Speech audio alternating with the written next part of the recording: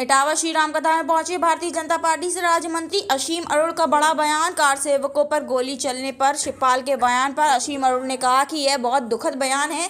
मैं पुलिस में रहा हूं, मुझे पता है अगर भीड़ होती है तो गोली चलाने से पहले भी बहुत विकल्प होते हैं, समझाया बुझाया जाता है। सीधे गोली चला देना यह किसी भी तरीके से श्रम में नहीं आता है। और रही बात संविधान की सुरक्षा की और गौरव की बात है तो पूरे देश के लिए भगवान श्री राम का जो निर्माण हो रहा है, कहीं कोई विवाद नहीं, कहीं कोई कर्फ्यू नहीं लग रहा, कहीं कोई गोली नहीं चल रही, शांतिपूर्वक तरीके से कार्यक्रम हो रहा है क्योंकि कोर्ट के आदेश का पूरा इंतजार किया गया। इटावा से स्टेट हेड विनीत कुमार की रिपोर्ट।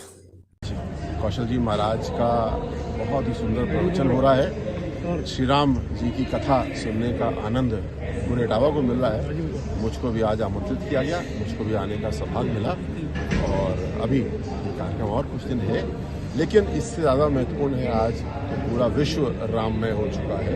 22 तारीख को रामलला की मूर्ति की प्राण प्रतिष्ठा होगी और उसके उत्साह में, उसके उमंग में हम सब लोग अपने अपने तरीके से अपनी राम भक्ति का इजहार कर रहे हैं। एक लंबे संघर्ष के बाद राम भक्तों के लिए एक बहुत बड़ा दिन होने वाला है। 22 तारीख 3 दिन बचे हुए हैं। किस तरीके से आप बिल्कुल सही कह रहे हैं। 550 साल लगभग प्रतीक्षा हुई।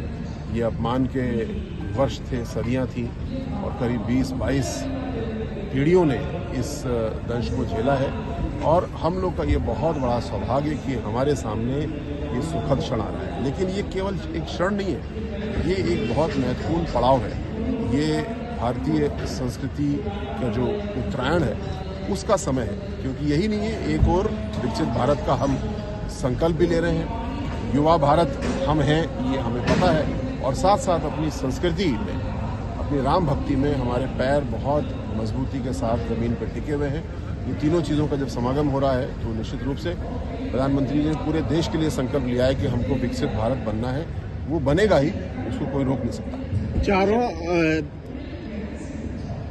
शिवपाल सिंह यादव कह रहे हैं कि जो कार सेवकों पे गोली चली थी वो संविधान की रक्षा के लिए चली थी। किस तरीके से उनके बयान को देखते हैं? ये बहुत दुखद बयान है।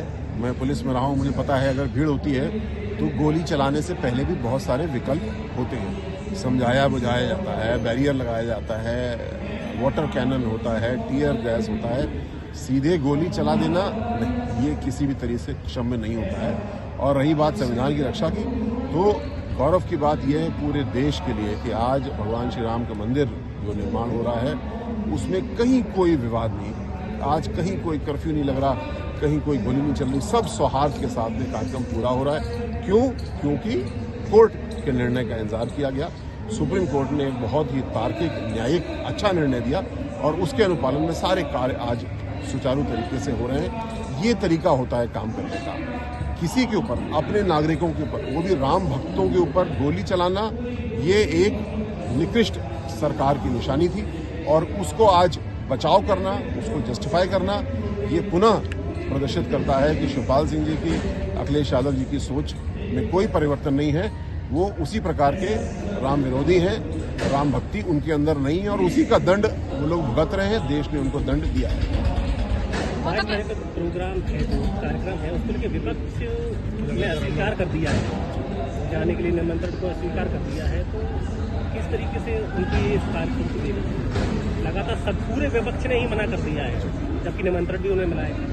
ये उनकी सोच प्रदर्शित करता है। भगवान श्री राम पूरे भारत के नहीं, पूरे विश्व के हैं। अगर उनको लगता है कि भगवान श्री राम मंदिर का जो निर्माण हो रहा है इसमें भारतीय जनता पार्टी का कोई केंद्रीय रोल है तो उनको सही लगता है, क्योंकि ये आंदोलन हमारे वरिष्ठों ने चलाया।